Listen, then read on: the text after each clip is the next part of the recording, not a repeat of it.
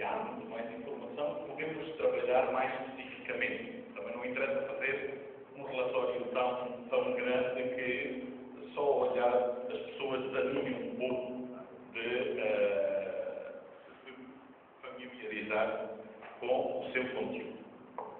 Então, o que eu iria tentar fazer, tentando não ser muito longo, é apresentar sucintamente alguns pontos relativos a esta pesquisa que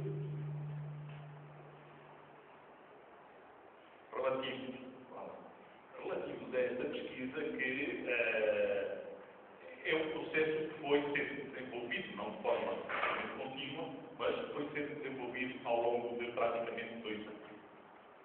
Gostaria de começar com uma pequena introdução, depois referir os objetivos, a metodologia, a amostra, o questionário e as entrevistas. Alguma informação de base para se perceber de onde é que vêm os resultados, as conclusões e as recomendações. E essa seria, de alguma maneira, um pouco do prato forte, embora necessariamente numa versão resumida. Na introdução, gostaria de partir da realidade. Temos neste mapa o mapa dos tribunais provinciais e municipais. Apesar da imagem não estar muito nítida, o que está vermelho carregado com um quadradinho são os tribunais provinciais, que estão nas 7 províncias. O Lubito não é 7 província, mas tem um tribunal provincial, portanto temos 19 tribunais provinciais. E as bolinhas laranjas são os tribunais municipais. E se repararem, eu vou pousar aqui o micro para mostrar um pouco o que queria. Se fizerem a diagonal do país, nesta situação, vemos que praticamente daqui para baixo não temos presença de órgãos da justiça, de órgãos do Estado. As áreas onde o inquérito vai ser feito, já explicarei porquê, apesar de tudo, não são estas áreas. Ou seja, estes resultados não devem ser vistos como sendo resultados do nome, como dizia o Barro na apresentação, para quem vive aqui, o Tribunal Superior está a 680 km. Não sei quantas vezes dá para atravessar a Holanda, mas imagino que deve ser bastante. O estudo foi feito na província da União, concretamente aqui na Natal. Vai ser feito aqui no Vale e no Queimado. Vai ser feito na Gavela e em Ibala. Vai ser feito na Bacena e no Pinho. Só para termos uma ideia que, apesar dos resultados que vamos apresentar, vamos ver, parece. Então, eu estava a dizer, apesar dos resultados que vamos apresentar, não estamos a falar desta metade, digamos assim, do país, que vemos facilmente é claramente menos favorecida em termos de presença de órgãos da justiça. Enfim, isso depois também vai aparecer, dos 164 municípios do país, só 16% têm tribunal municipal. 84% não está. E para termos também uma ideia, um município com o tribunal municipal, como a Batala, tem uma sede comunal a 121 km. É longo. Então, isto dá-nos um bocadinho a ideia, digamos, do contexto da realidade. Não vou meter muito no mapa das procuradorias. As procuradorias municipais estão presentes em mais alguns municípios, em 24% dos municípios. Mas continuamos a ver praticamente a mesma concentração e com algumas particularidades no mínimo interessantes. O Ponente não tem nenhuma procuradoria municipal, a Lunda Sul não tem nenhuma procuradoria municipal, o Porto Santo não tem nenhuma procuradoria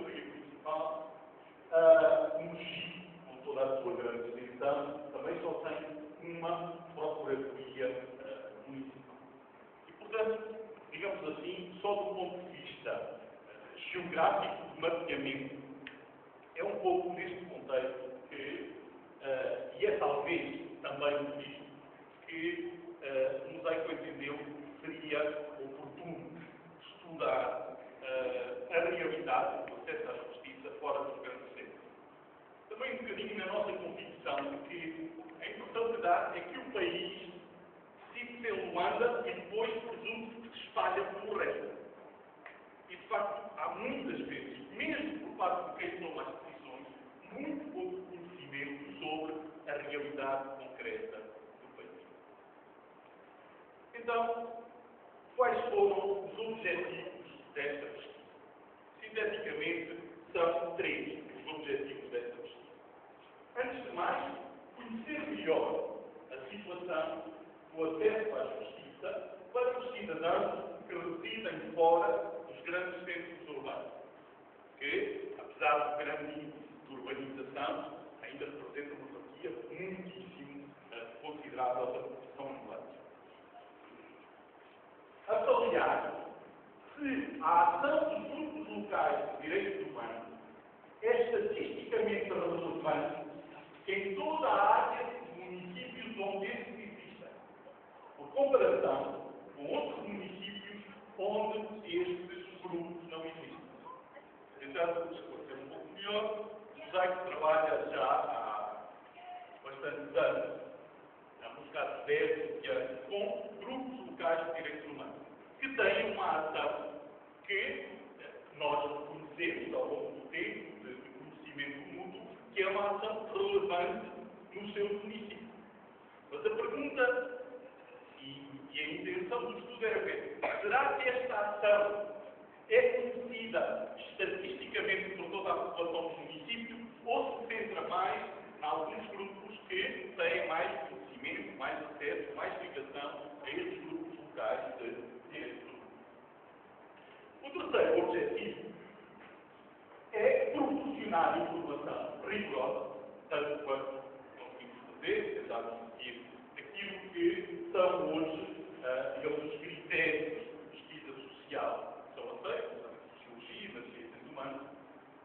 Informação rigorosa para os responsáveis do sistema de justiça, para os decisores políticos e também para o debate público. Creio que a introdução do debate nos ajudava muito nesse terceiro aspecto. Quer dizer, o problema da justiça não é um problema do Ministério da Justiça, dos juízes e dos procuradores. É um problema da sociedade e que deve ser debatido e público. Obviamente, para, esse é o objetivo, contribuir para melhorar o acesso à justiça em Angola, de uma forma geral, e particularmente fora dos grandes centros urbanos, porque sabemos que é mais fácil esquecer essas populações. Qual foi a metodologia que foi adotada? Esta pesquisa combina vários métodos. Teve uma parte muito significativa de métodos quantitativos, mas também métodos qualitativos.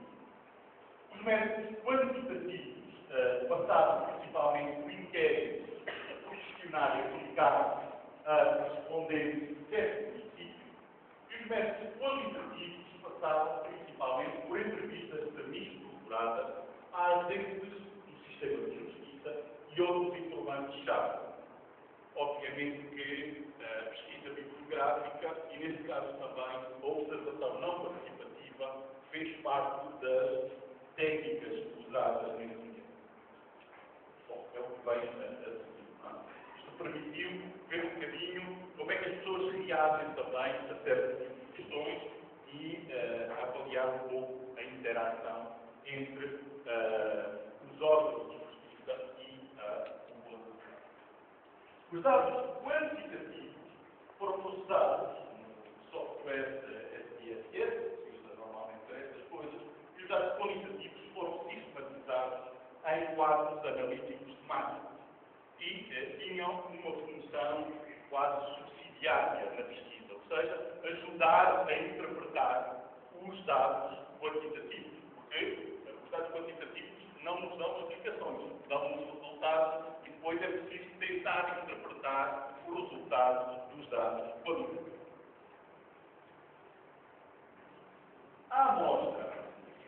quase que eu apontei um pouco no mapa para termos ideia de quais foram as zonas, a amostra deve ser, tanto quanto possível, representativa do universo. E para determinar o tamanho da amostra, foi levado em conta o nível de confiança desejado, neste caso foram 95%, que é um dos níveis aceitáveis neste tipo de pesquisa, e obviamente a margem de erro admitida é de 5%. O inquérito foi aplicado a uma amostra sistemática dentro de cada município.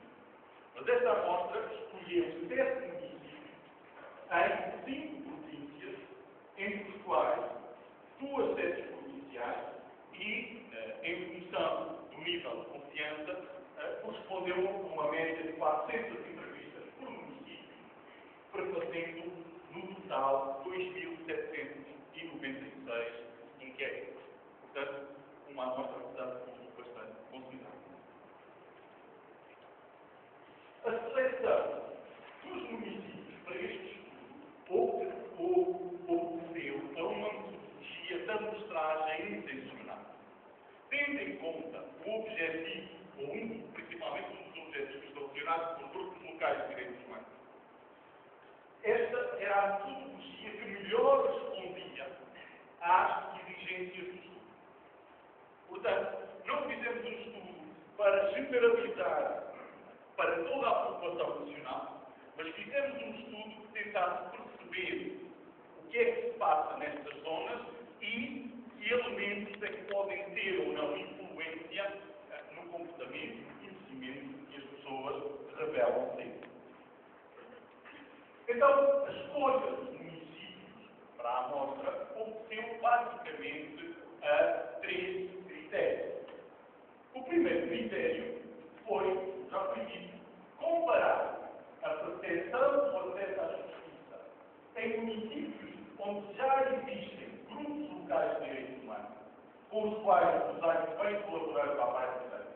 Concretamente, Natal, Val, Amorim e Caseiro, com outros municípios tipos de controle, onde não existem grupos locais de direitos humanos, nomeadamente Quembambo, Ibala e Uitupie.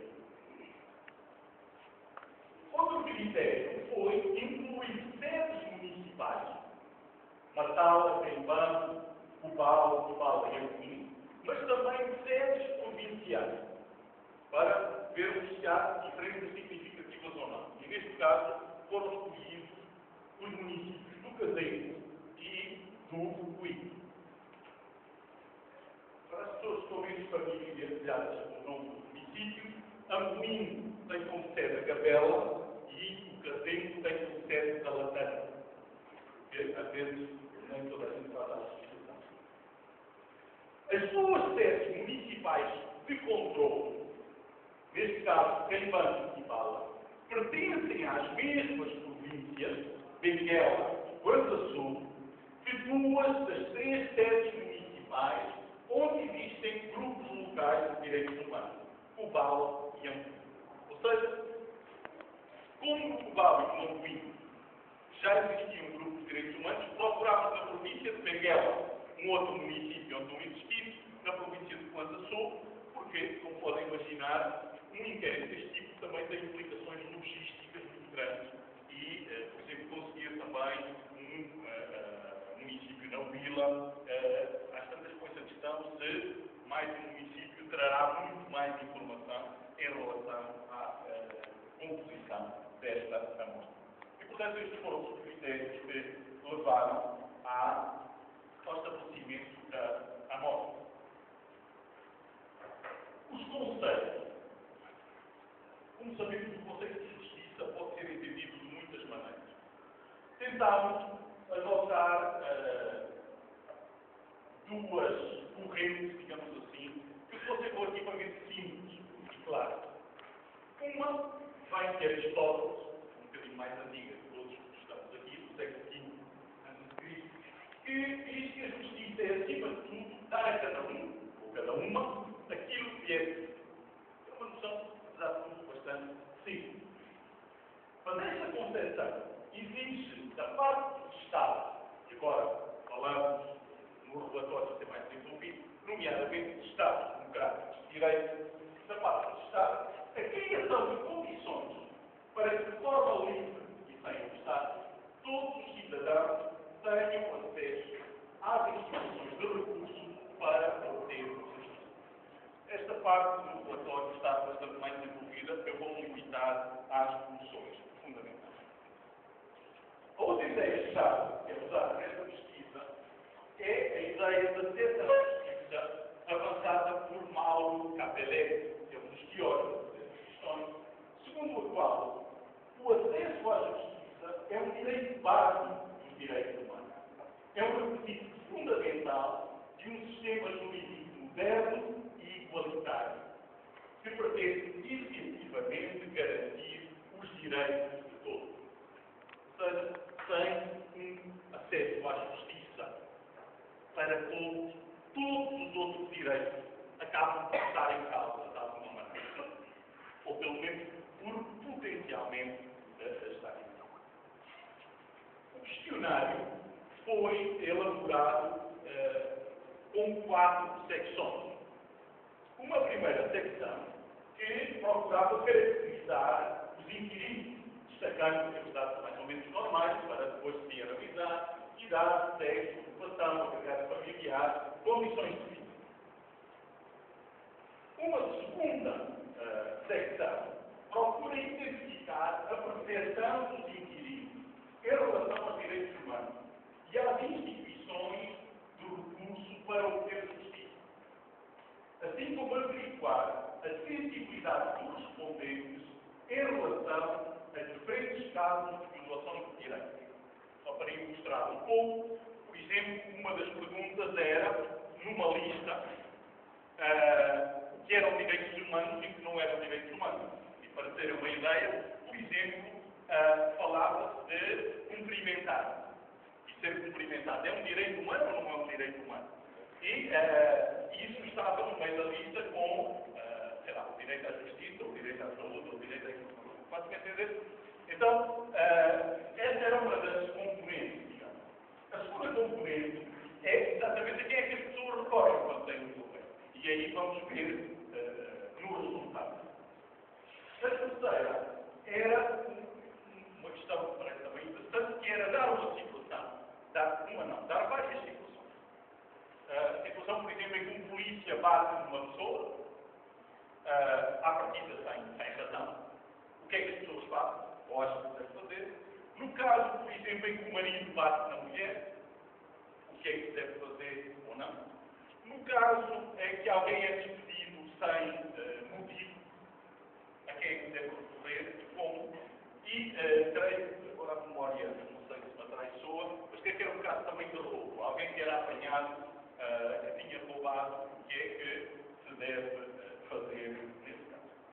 E, portanto, são estas situações de violação. Havia também a situação de um professor que pede a gasosa, sobre a gasosa nas confirmações, e, portanto, como é que se reage diante desta situação? A terceira parte destaca principalmente a experiência dos inquiridos no acesso à justiça. Ou seja, essa terceira parte só era respondida pelas pessoas que, de facto, já tiveram alguma experiência com órgãos oficiais de justiça. E a última era uma parte mais de registro, de observação, sobre as condições de habitabilidade, como indicador também do nível socioeconómico das pessoas. Ou seja, se as pessoas têm, por exemplo, uma casa com teto de capim, ou uma casa de adobe, ou uma casa de cimento, se o chão é de cimento ou é de terra, é um indicador do nível socioeconómico. Porque também era perguntada na primeira parte se essa pessoa se considerava rica, pobre, remediada, e aí é muito mais subjetivo, não é? É como é que a pessoa se considera em relação ao seu contexto local. Outra coisa são depois dados um pouco mais objetivos, digamos, que eram recolhidos por observação por parte dos indivíduos. E, portanto, essas eram as 4 secções do questionário.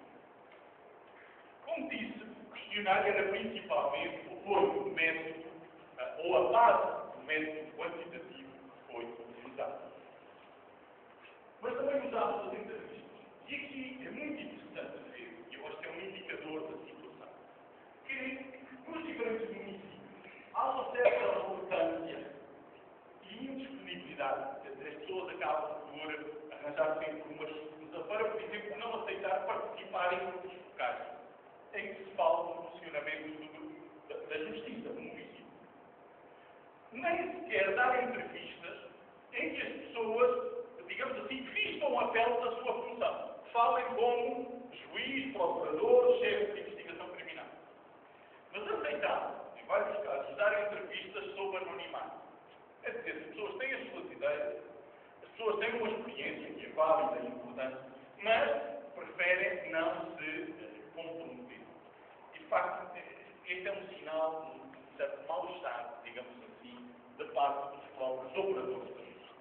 E, portanto, sequencialmente, apesar desta recusa inicial, muitos aceitaram responder sob o anonimato e aquilo que era importante para a pesquisa, claro que seria bom poder citar o que disseram determinados operadores de justiça neste ou naquele município, mas, obviamente, por respeito àquilo que foi acordado, nós, de qualquer maneira, recolhemos essas entrevistas elementos importantes para interpretar os dados. E até para concluir que a percepção dos operadores de justiça, em muitos casos, não está de acordo com a percepção da população. O que não deixa também de ser interessante, tendo em conta que estas pessoas falaram sobre anonimato e, portanto, supostamente estariam mais à vontade para apresentar as suas opiniões. Então, depois destes preliminares todos, vamos um bocadinho ao sumo desta questão. Alguns resultados, algumas conclusões e algumas recomendações. Quanto aos resultados, mais uma vez, é apenas uma seleção. Estou convencido que muitas pessoas que estão na sala fariam seleções diferentes, como é normal, que é lógico. Esta é apenas uma seleção, diria, para nos abrir o apetite para a leitura. Quanto ao conhecimento de direitos humanos, do ponto de vista de distribuição geográfica, as zonas mais preocupantes foram registradas no Cobal e Caivano, província de Benguela, com percentagens de conhecimento dos direitos humanos inferiores a 30%. No município do Cateiro, cidade de Lataio, e também a comuna da Pinhoca, destaca-se excepcionalmente neste estado, com quase 2/3 dos indivíduos, afirmando já ter ouvido falar de direitos humanos. Certamente, o trabalho da Comissão Mista de Direitos Humanos não é alheio a esta informação, mas concluí que a outra sede provincial, apenas 40% dos indivíduos afirmam ter conhecimento de, ou ter ouvido falar de direitos humanos. E, portanto, como disse, há muito mais elementos que podemos aprofundar, estudar, mesmo com as populações dessas áreas. Um número muito significativo de pessoas que têm algum conhecimento sobre direitos humanos afirma que o recebeu a partir dos meios de comunicação social, nomeadamente a rádio e a televisão. Deve-se referir que uma parte importante dos jovens refere a escola como ponto de informação. E o discurso da senhora embaixadora sobre a importância dos direitos humanos no currículo escolar, acho que é, de facto, mais um dado nesta linha que o inquérito e esta pesquisa também confirmam, sobretudo para os mais jovens. As diferenças de género refletem-se igualmente no conhecimento dos direitos humanos. De todos os respondentes que já ouviram falar de direitos humanos, apenas 38,3% são mulheres. As diferenças de género, com relevância estatística, encontram-se no Cobal, no Caivano e na Quipala, onde os rastros de género são de 3 para 1. Os 3 homens que ouviram falar de direitos humanos apenas uma mulher. Eu não disse, mas o inquérito nos municípios procurou seguir a distribuição a nível de idades e a nível de género da população angolana. Portanto, houve mais entrevistas de mulheres de homens e, obviamente, houve mais entrevistas de jovens. O inquérito começava a partir dos 18, mas dos 18 aos 30 foi entrevistado mais gente do que depois dos 50 para cima, como é lógico. Tentamos seguir a linha quer em termos de género, quer em termos de idade, pelo menos das estimativas. Okay? Isto de saber quem somos e quantos somos ainda é muito complicado. Enquanto as mulheres recebem informação, sobretudo da televisão, da escola, das igrejas e dos familiares, os homens recebem a mais da rádio, das palestras, dos amigos e de seminários, das sessões de formação, o que pode estar eventualmente ligado à maior mobilidade destes. Sabemos, principalmente nas zonas rurais, os homens têm muito mais mobilidade que as mulheres. O nível de escolaridade é o fator que mais diretamente afeta o conhecimento. E isto é ressaltado nos dados. Isto não é surpresa que quem tem mais escolaridade, eventualmente, tenha melhor conhecimento de direitos humanos, mas a porcentagem que isto acontece parece que é notável. 94% das pessoas que têm ensino universitário já ouviu falar de direitos humanos, quer dizer que ainda há 6% que não ouviu. Mas o termo direitos humanos não é familiar a 91%, a mais de 90% das pessoas que ou estão a começar a alfabetização ou nunca estão. De facto, temos aqui, digamos, pontuações muito elevadas nos dois extremos da formação. Os inquiridos têm já definida uma noção dos direitos básicos ou essenciais à vida. Isto também me parece muito interessante. Uma das perguntas pedia para hierarquizar uma série de direitos. Qual é que achava mais importante, e depois a seguir, e depois a seguir. E na resposta verifica-se que, quando se trata de direito à vida, à educação, à saúde e à água, surgem no topo da lista e como muito importantes. Já o direito de acesso à justiça, à informação ou à manifestação aparecem como, diríamos, não essenciais à vida, como secundários nesta ordem de prioridades das pessoas.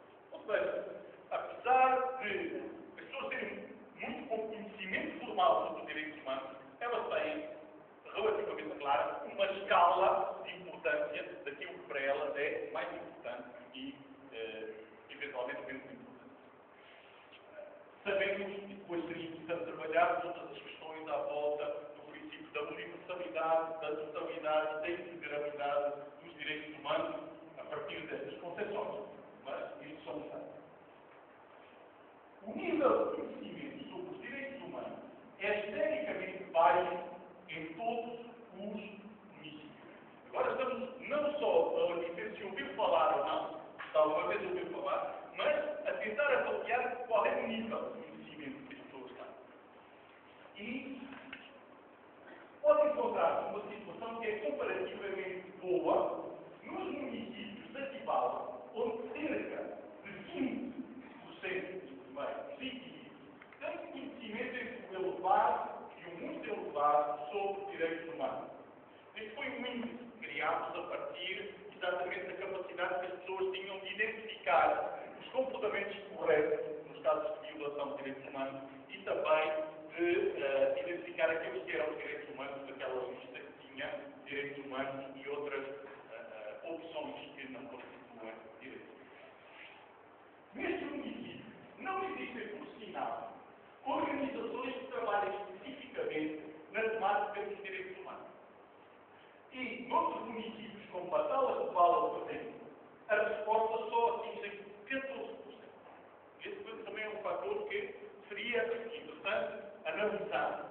Mas uma das hipóteses explicativas que consideramos, e referia no início, é que, muitas vezes, estes grupos locais têm uma ação também com grupos relativamente constantes.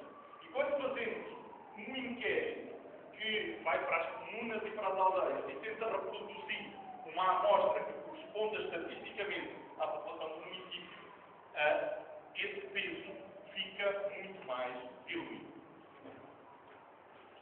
No município de Lampelim, onde há uma comissão de justiça e paz no ano, cerca de metade dos inquiridos, 50%, revelou ter um conhecimento entre o razoável a elevado ou muito elevado.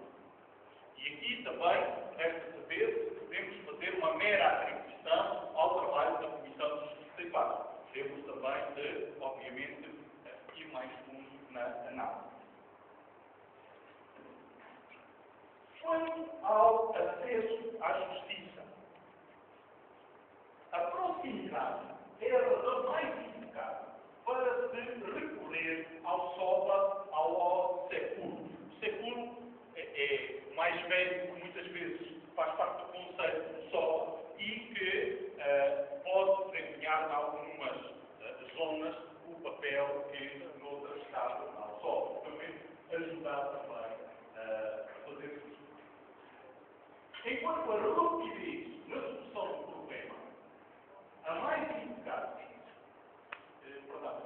enquanto para a rapidez na solução do problema, a mais indicada,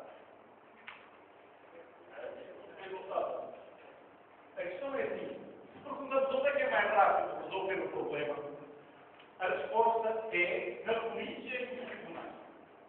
Mas é importante significa que muita gente que acha isso não tem grande experiência do assunto. Mas acha que na polícia e nos tribunais é mais rápido.